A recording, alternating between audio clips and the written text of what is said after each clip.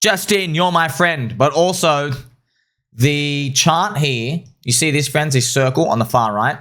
See how it's gone down to near zero? That is monthly numbers of crypto VC investments.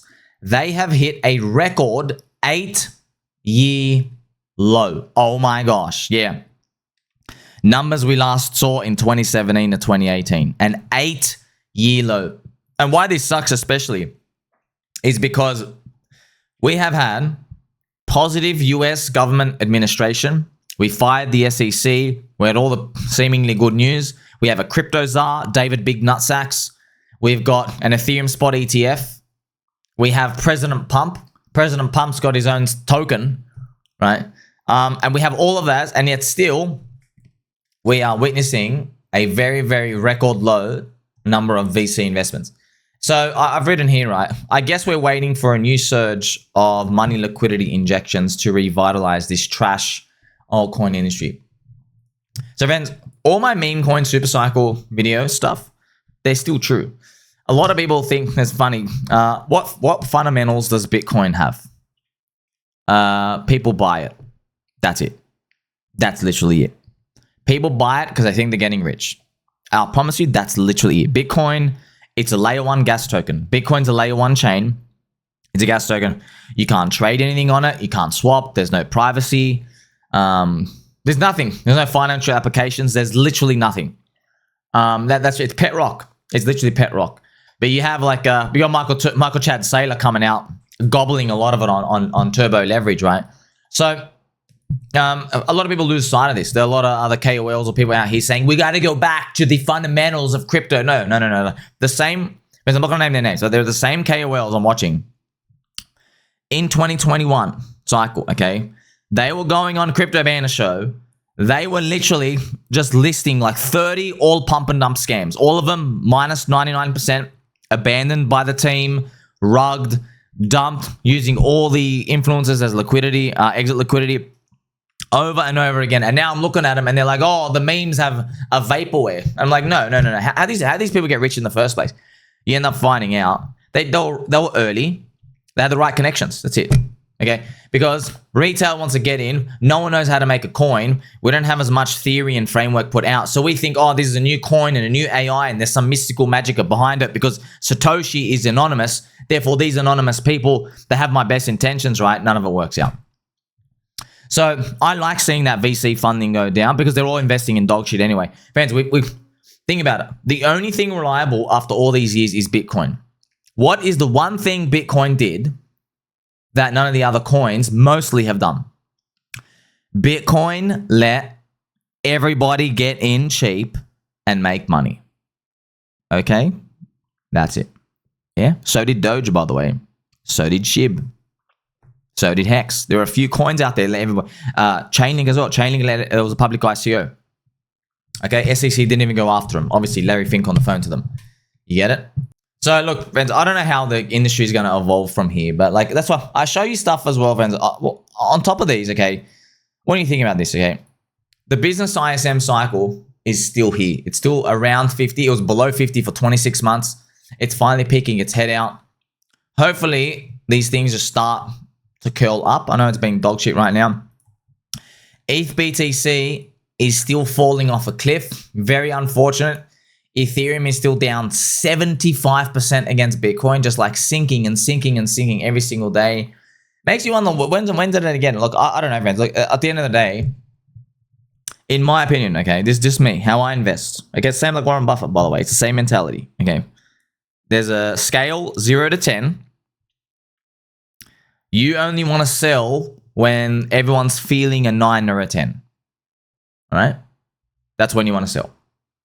So as far as I'm concerned, whether everybody's feeling a 0, like right now, or a 6, it doesn't matter. It's still a 0 to me. It's the same thing. Okay? Do you get it? It's binary. It's binary. Now, I know I would really like it to go 0, 1, 2, 3, 4, 5, 6, 7, 8, 9, 10. I would like that tomorrow. We would like that yesterday. Yeah, but it's not. Okay? So that's pretty much it. It's kind of like, imagine you're a sports team. How much are you really going to celebrate in round 1, 3, 10, 12. How much are you really going to celebrate? You haven't won the grand final yet. You know what I mean? Like, as far as I'm concerned, like, your celebration should be 0. Wait until the last match. You get what I mean? Then that's what we're going through right now. Now, this is the total chart, friends. Total crypto. Notice how it's about 2.6 trillion right now.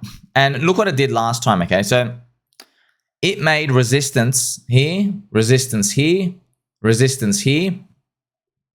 That was a Bitcoin spot ETF run. And now we're back here. 3 times this was resistance. We broke on through and now we've come back. So I think it's going to hold. If it doesn't, okay, we find the next cope line. Like we've seen black swans, zombie virus and everything blow up, right? So people calling for much lower prices as always. So we'll just wait it out and see how the rest of the year plays out. What else can you do? You know what I mean? You can't force it. We just got to wait it out. Now.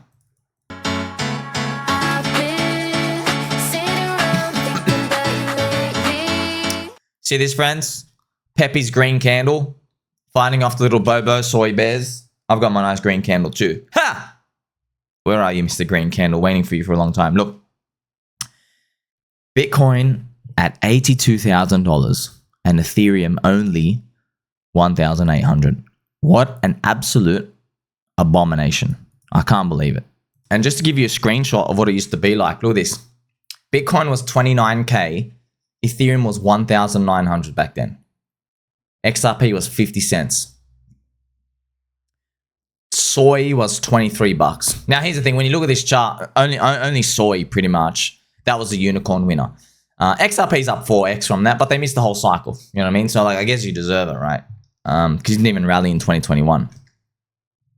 So, yeah, man, market shock, you friends. It is unfortunate. We're all EVM linked. EVM is the biggest widely adopted standard in crypto. And you might say, well, why didn't we go join something new like Soylana? Yeah, well, here's the thing, man. You know, Soylana, there's like 20 other alternatives, right? Of chains you don't even remember, you don't know. They grifted everyone. Their chain's still not out. They never went anywhere, man. They never went anywhere. It's just everyone's got survivorship bias for Soylana. By the way, like, party's over, man. Like, I'm ready. Look, we're watching this in real time, friends. The weekly chart of Soylana, it's come back. Like, you had Trump, you had like 15,000 pieces of good news come out here. Now, hopefully, I hope it goes up. It's just during Red Weekly Super Trend on Sol BTC. You went up for 500 days. So that's why when people say, oh, Ethereum sucks, dog shit, I agree. Then they say, oh, we should have been in that one. I'm like, dude, you're believing in the unicorn thing all over again. You're making the same mistake. Because what will happen is Sol BTC might just round trip at some point. And then everyone in the future, I'll be coming back to those people and go, hey, remember when you said to sell the lows of something else to go buy into that? Well, now you've lost on that double. That's how people get into a mess, friends. Because when people sell, here's the thing. It's good to rotate out of stuff. The problem is the timing people rotate. That's the problem. Okay, so that's why it's not good. Because people don't rotate when something's up a bigger profit. They don't do that, okay? What you end up finding is they rotate when something's down 80% to go buy something else that's like already at a premium that's most likely done its move and it's starting a downtrend. Or they're just chasing like a top at near the top. Okay? That's what ends up happening. That's the actual real problem why you should never rotate. Because in 99% of cases, you're selling an extremely discounted thing because in your mind, it's never, ever, ever going to go up ever again, you know? And then look what XRP did, you know? Look what XRP did, friends. How many people sold XRP at 50 cents to go buy other stuff? And look, this thing goes for $3, 6x flash.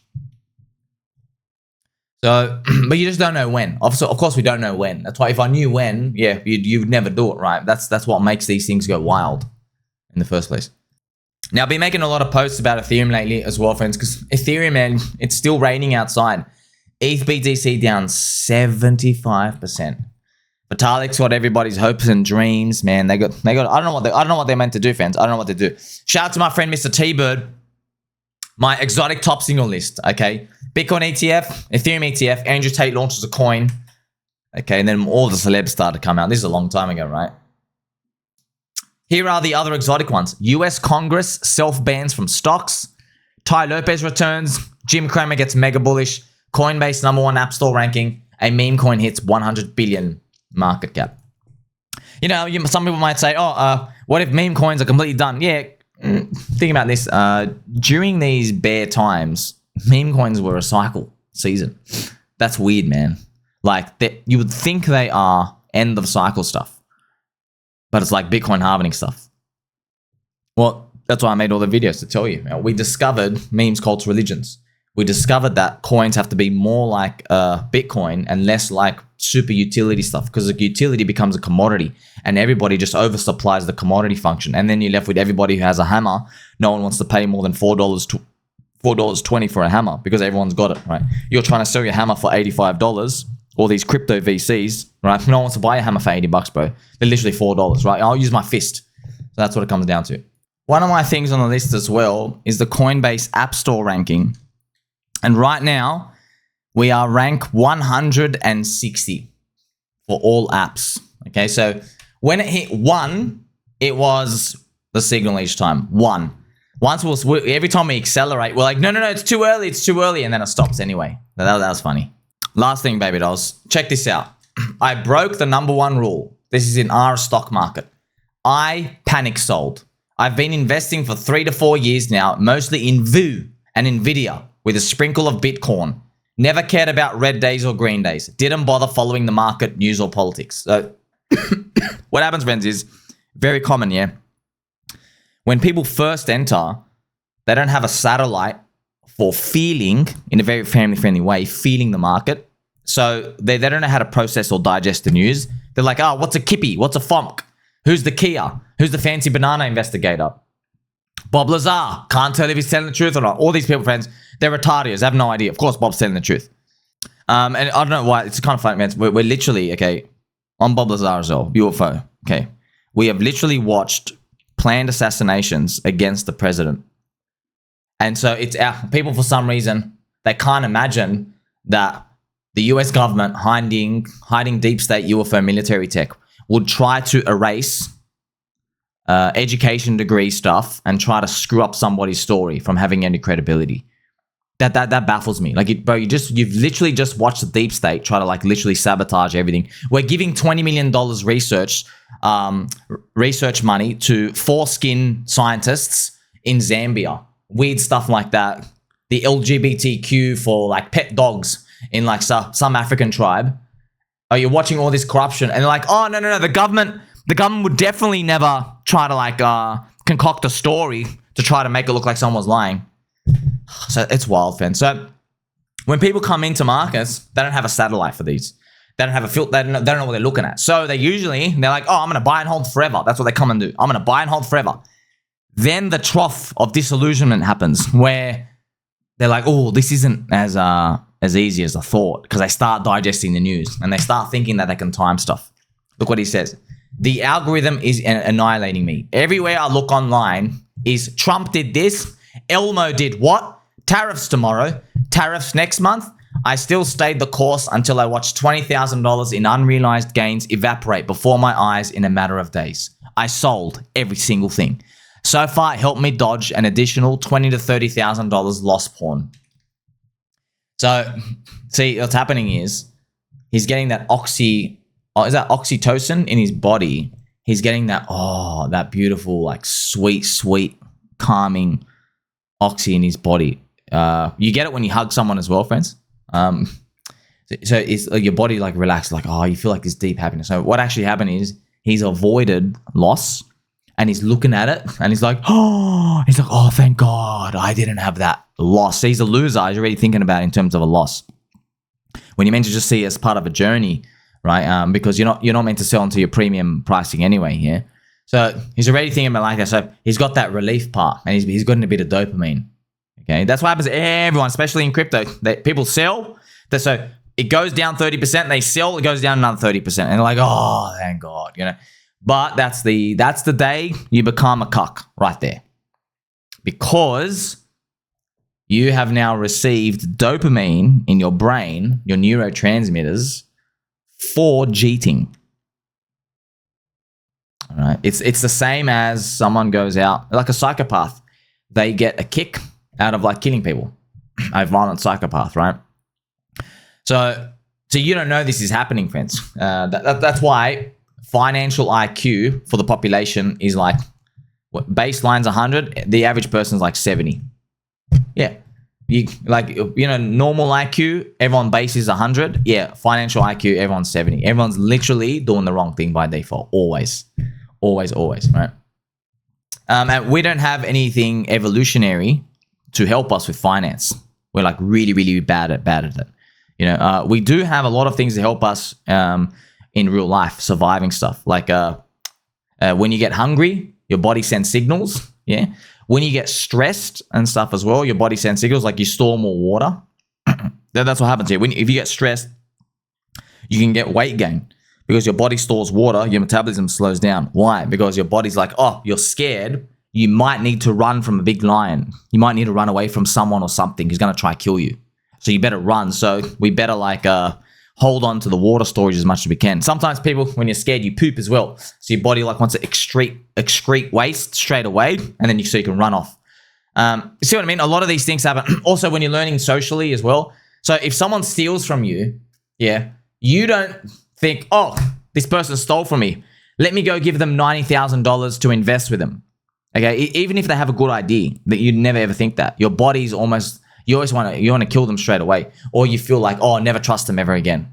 Never trust them. You see, so we're learning that. However, in financial markets, we're not programmed to do that. So we follow the crowd, right? That's socially. That's what we do to get social acceptance in a tribe. We follow the crowd as well. So if everyone's doing something, the women all copy, and then 99% of the men copy. Yeah, because the people who are frictions in the tribe. If you're like pissing everyone off, there's higher odds that you'll get kicked out, and then you have to fend for yourself. You have to go get berries from the very far desert, whereas everyone else gets it from the close area. So your survivability increases the more agreeable you are. Right? Exactly. Also, leaders, friends, leaders are very disagreeable. They know when to be disagreeable. That's Jordan Peterson terms. Because leaders, right, you're managing resources on average. So you're thinking about, you don't just want to say yes to everything, whether you're a king or a tribal leader or the shaman of the group. Yeah, you don't want to just say yes to everything because people might give you trash ideas where they're like, hey, let me watch over the food, and then everybody else, you go fight the big woolly mammoths. I'll look over the food. And you're like, look at them, like, no, you've done nothing for the tribe. In fact, I don't even trust you. Right? See what I mean? So the people are disagreeable. So it's interesting, right? Evolution, basically, everything in your brain is trying to program you to lose money. So that's what you're seeing when you read this. I am holding a cash position now until I figure out what my next move is. While the majority of people are parroting, you can't time the market. Timing better than timing, DCA, etc. Yada yada. I'm more concerned about the future of America. The money comes and goes, but I don't know if I'm being overly dramatic in thinking this is going to be a pivotal event in the power dynamic of the world. So he's been infected with soy now. You can already tell. He should be on his Game Boy trading Pokemon with me, right? Catching friends, but he's not. Remember, friends, this guy's been investing for 3 to 4 years. Yeah. It's interesting. How come in 3 to 4 years you've been investing and you're suddenly starting to think like this now? Well, let's have a look. This is what happens, friends. Markets that go up only train a bunch of pussies. You see that? So look at this guy from 3 to 4 years ago, okay? So if you go back here, all he's ever seen is it comes up, DCA, he makes it through, it goes, that's all he's ever seen. And he's so scared of this coming back down. That's what he's doing. Remember, he's been DCA buying in the whole time, yeah? So his average price might be like here. So he's like really scared it comes back down. Really, really, really scared. And in crypto, we never even left the building for like 4.5 years. So we're desensitized to it. America is alienating itself from its longtime allies and siding with terrorists. I'm trying to reassure myself the world will continue regardless of what the future holds. But damn, they're looking grim. I find myself in a peculiar position. I'm on the verge of blocking all politics and news. I still need to be tuned in for the plan to reopen my position in the S&P. What does everyone else think about what's going on with our timeline? So, interesting, right? Remember, it's the skill disillusionment. value, right? You start in doing the right thing, buy and hold at all costs. And then as you learn more, you have this big trough. And then finally, after all the years, you're like, oh, I've just got to buy the dip no matter what. That's when you come to that realization, friends. You go, okay, if things get really, really, really bad, the worse they are, the more they print anyway. You get it? That's how everyone makes it in crypto, in Bitcoin, in everything else. But it's painful to see the numbers down because of the liquidity being really, really thin. However, that's the reward. That's the reward on the other side is huge. Shout out to my friend Jay Plush. The only time you should ever consider panic selling is if you happen to be one of the first to hear about a specific and obviously bad news event. And even then, you need to make sure the news you heard is definitely the truth. This is absolutely true, my friend. That's why most of the time you shouldn't. Most of the time you shouldn't. So where to from here? I've shown you total crypto market cap, friends. Doing the whole retracement. This is actually that chart now. A lot of people think we're going to go lower. Of course, people always think we're going to go lower. I don't know, man. I'm waiting. Let's see what plays out next. Like, subscribe, bell button, or catch you soon.